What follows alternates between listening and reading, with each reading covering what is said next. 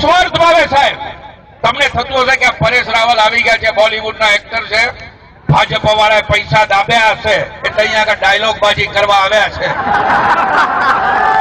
થાય, ઘણાના મનમાં થાય.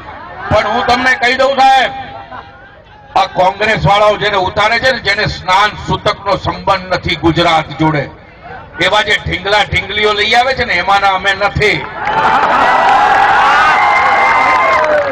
અમે આવ્યા છીએ 1 રૂપિયો લીધા વગર. 1 રૂપિયો જોઈતો નથી. નથી તમારી ઇલેક્શનની ટિકિટ જોઈતી, નથી કોઈ જમીન જોઈતી, નથી કોઈ જાયદાદ જોઈતી, નથી કોઈ હોદ્દો જોઈતો.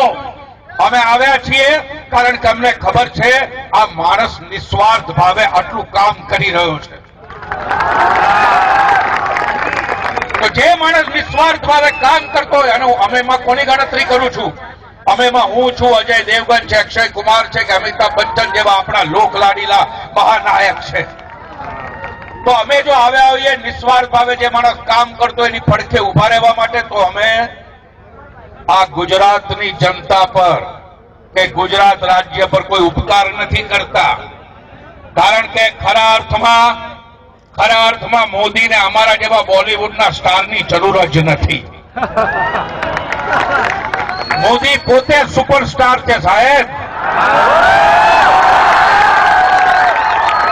અને બહુ સાચી વાત છે, કારણ કે જેટલા ફિલ્મ વાળાઓ કે હમણાં અમારી પાસે આવે છે, પરેશભાઈ तुम्हारा गुजरात में तो यार एक ही स्टार है, सबसे बड़ा स्टार सुपरस्टार तो मोदी है. हमें क्या देश विदेश में फड़ी थे क्या कि यार बड़े नसीब वाले हो कि तुम्हारे पास मोदी है. अरे कॉलर टाइट करवाનું મન થાય સાહેબ.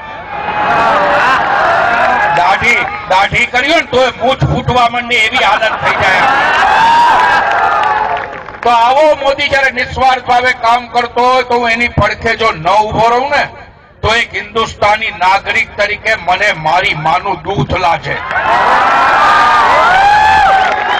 હું એક ગુજરાતી તરીકે નગુણો કહેવાઉં, નપુંસક કહેવાઉં જો એની પડખે ન ઉભો રહું તો. અને સાહેબ, આપણે આવા માણસના હાથ મજબૂત કરવાના હોય. પેલા જે હાથ દેખાય છે ને એના નહીં.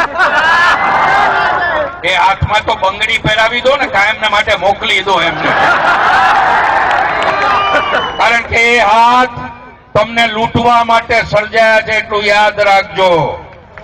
અને પાછા કોંગ્રેસ પાસે તો 2 હાથ છે. એક હાથ તમારા ખિસ્સામાં છે ને, બીજો તમારા ગળા ઉપર હશે. એટલે પાકીટ મારતા જો પકડાઈ જશે ને તો તમારું ગળું એ દબાવી જશે. એમાંના જલ્લાદ છે આ.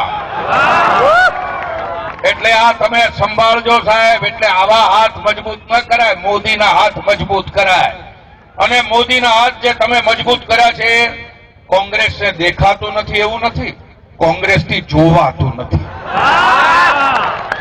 કોંગ્રેસને થાય છે આ હાળું કેવી રીતે આ બધું થઈ જાય છે.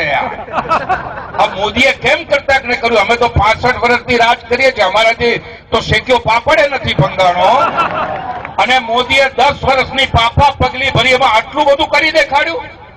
મને એક પત્રકાર મિત્રે પૂછ્યું કે પરેશભાઈ, ભાજપ અને કોંગ્રેસમાં શું ફરક છે?